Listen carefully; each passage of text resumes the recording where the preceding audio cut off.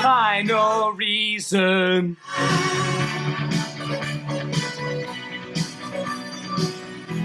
The final reason.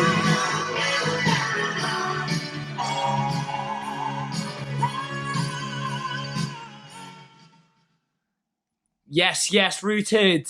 It is that time, ladies and gentlemen.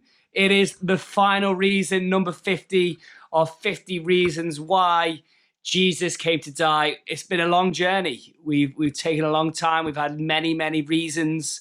And finally, we're at the last one, which I hope you're excited about, because I certainly am, because this reason is spectacular, like all the others.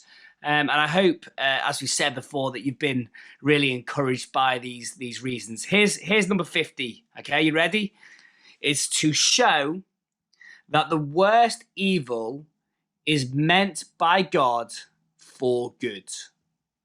The two passages that we're going to look at are really from Acts. So in Acts chapter 2, Peter's telling this amazing account of Jesus' death. And he says this in chapter 2.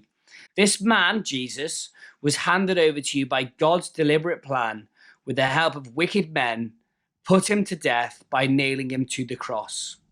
And then he goes even further in chapter 4, and he says this: in this city there were gathered against your holy servant Jesus, both Herod and Pontius Pilate, along with the Gentiles and the peoples of Israel, to do whatever your hand and your plan had predestined to take place. Now, this is amazing news, because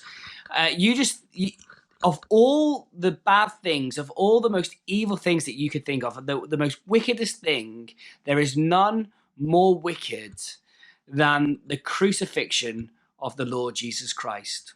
I mean, you look, firstly, just look at his death. I mean, he was spat on, he was slapped, he was flogged with cruel whips, he was sneered at and laughed at and mocked, and then on top of all of that, he's shoved on a cross with a cruel crown of thorns shoved on his head for many people to look and to disdain him.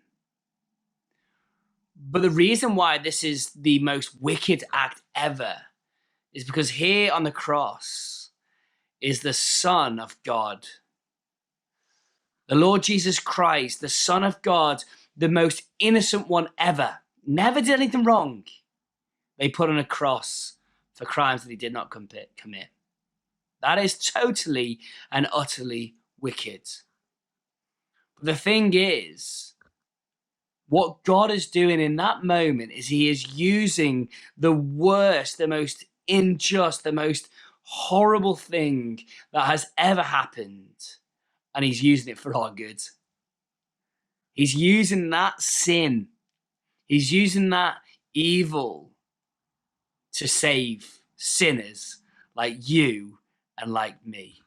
That's amazing that he is going through this absolute horror show, and he's doing it to save us.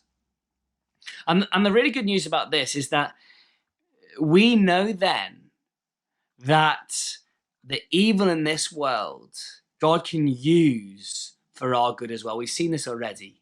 But you just have to think about Romans chapter 8, verse 28, when Paul says that as Christians, we know that in all things, God works for those who love him. He's working out the good for those who love him.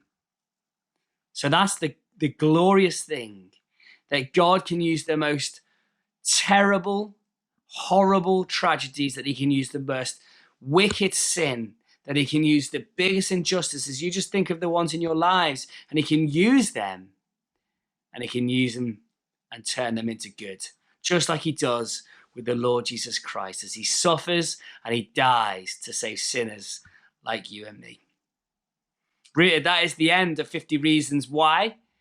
There may be more videos coming, but hopefully you've enjoyed this series, and we'll see you soon.